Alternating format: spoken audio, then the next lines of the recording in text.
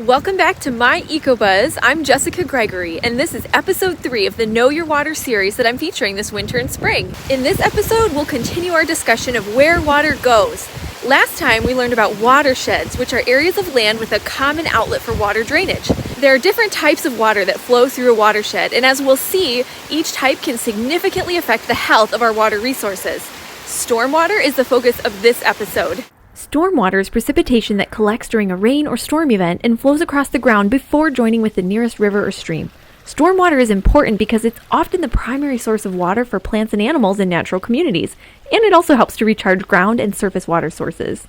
But here's where things get a little tricky. Stormwater acts differently depending on whether it encounters a natural surface or a developed surface. Examples of natural surfaces would be forests, meadows, or wetlands.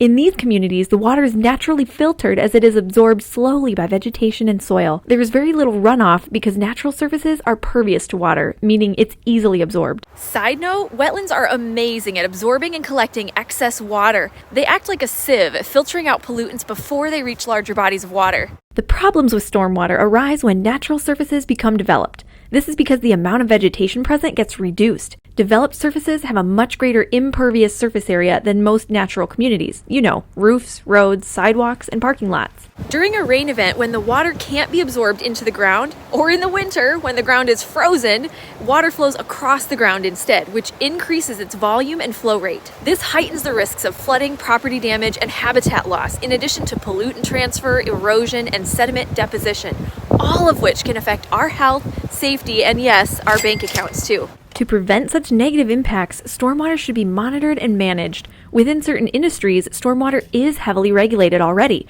such as in construction. This is because clearly the economic and financial losses could be very great if stormwater isn't accounted for. Stormwater management also reduces operations and maintenance costs over time, so it would appear to be a no-brainer. However, urban stormwater is much less regulated, if at all. Water flowing off of roofs, parking lots, streets, or sidewalks is rarely monitored before it enters our waterways, which means that it may be exposed to all sorts of undetected pollutants in its path. Salt is a big one after this time of the year. These pollutants, both chemical and litter, flow untreated directly into natural communities within the watershed and beyond. You might recall that much of our drinking water comes from surface water sources, so it matters what goes into them. What should be done about this stormwater conundrum? The good news is there are solutions, and many urban communities are beginning to implement them more frequently. The first and simplest way is to spread the word and educate community members about reducing stormwater pollution. If you're watching this video, then you're already helping to make that happen. Second, stormwater systems in urban areas should be carefully mapped to identify and eliminate sources of pollution. Third, there are many structural best management practices, or BMPs, that we can use to manage stormwater.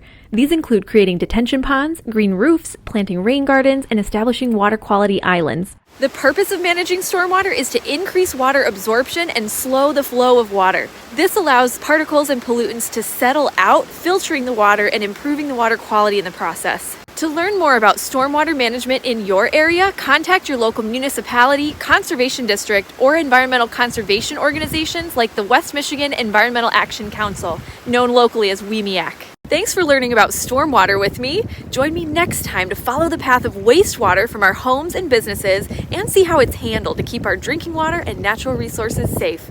Until next time, happy naturing, and stay warm out there while you're at it. Have a topic you'd like to help others learn more about? Become a My EcoBuzz sponsor and help define the message in one of my videos.